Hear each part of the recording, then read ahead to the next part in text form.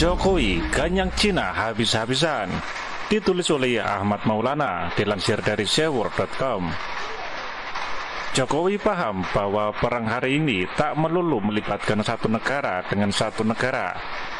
Tak heran bila kemudian Cina digasak habis-habisan, dikasih nafas sedikit pun. Selamat datang Menteri Luar Negeri Jepang, Motegi Toshimitsu, beserta delegasi. Jepang adalah salah satu mitra utama Indonesia.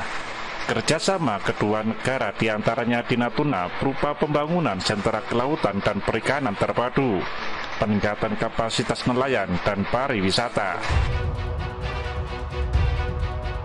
Di tengah suasana yang mulai tenang dengan Cina, pemerintah menawarkan Jepang dan Amerika Serikat berinvestasi di Natuna. Saat bertemu Menlu Jepang Toshimitsu Motegi, Presiden Jokowi mengajak Jepang berinvestasi di Natuna. Izinkan saya menyampaikan beberapa hal berkaitan dengan prioritas Indonesia terkait dengan Jepang. Yang pertama, di bidang investasi, saya ingin mengajak Jepang untuk melakukan investasi di Natuna.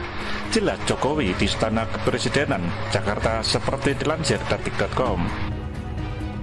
Investasi yang ditawarkan ke Jepang adalah untuk membangun sentra kelautan dan perikanan terpadu. Tawaran serupa juga disampaikan pemerintah Indonesia kepada Amerika Serikat melalui lembaga keuangannya International Development Finance Corporation yang dipimpin Adam Boehler. Adam juga sempat bertemu Presiden Jokowi di istana pada Jumat 10 Januari 2020. Adam Boehler menjelaskan IDFC menyiapkan pendanaan senilai 60 miliar dolar untuk berinvestasi di negara-negara berkembang. Menurut Adam, Jokowi menegaskan fokus untuk pembiayaan investasi mengandalkan modal swasta. Amerika Serikat pun, kata Adam, siap mendukung Indonesia dalam pembangunan. Ini baru pertama kali dibentuk dan saya langsung berkunjung ke Indonesia. Saya sangat senang sekali bertemu dengan Presiden Jokowi. Jelas tadi dari Bapak Presiden bahwa fokusnya adalah firman kapital untuk membangun Indonesia dan Amerika Serikat siap mendukung Indonesia, tutur Adam. Menteri Koordinator Perekonomian Airlangga Hartanto yang juga hadir dalam pertemuan menjelaskan lembaga bentukan pemerintah Amerika Serikat itu akan menyiapkan dana 5 miliar dolar untuk Indonesia.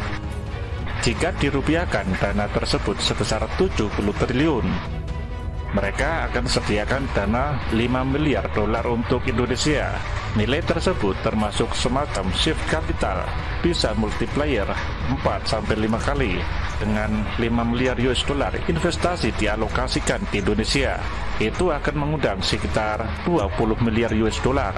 Tutur Airlangga di Kompleks Istana Presiden, Jakarta, Jumat 10 Januari 2020.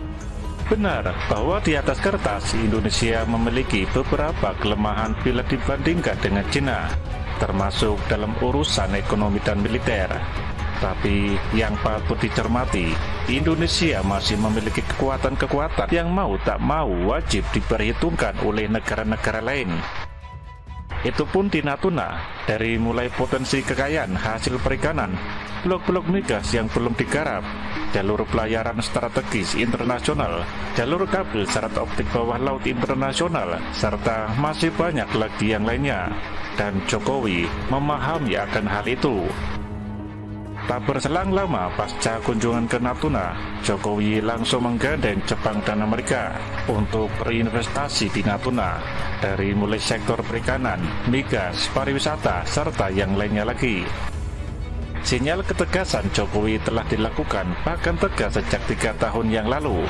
Dengan penegasan yang semakin dipertegas lagi, rasa ketegasannya melalui 4 poin sikap resmi sebagai respon atas tindakan Cina yang disampaikan oleh Menlu RI Retno Marsudi usai rapat koordinasi tingkat menteri di kantor Kemenko Polhukam. Pertama, telah terjadi pelanggaran oleh kapal-kapal Tiongkok di wilayah CE Indonesia. Kedua, wilayah CE Indonesia telah ditetapkan oleh hukum internasional, yaitu melalui UNCLOS 1982. Ketiga, Tiongkok merupakan salah satu anggota dari UNCLOS 82 Oleh karena itu, merupakan kewajiban bagi Tiongkok untuk menghormati implementasi dari UNCLOS 82.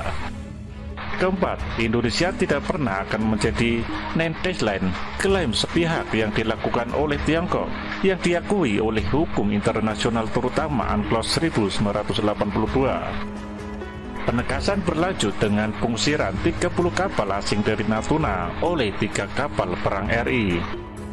Berselang tak lama sebelumnya, kapal-kapal pencuri ikan berbendera Vietnam telah pula ditangkap, meski kronologis penangkapannya berlangsung menegangkan, serta salah satu armada RI mengalami kerusakan yang cukup parah akibat perlawanan yang dilakukan oleh para kapal pencuri tersebut.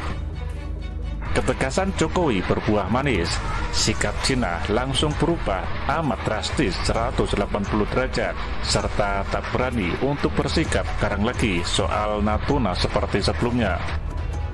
Namun belajar dari pengalaman beberapa tahun sebelumnya, Jokowi enggan memberi nafas kendor buat Cina yang terbiasa kumat-kumatan itu.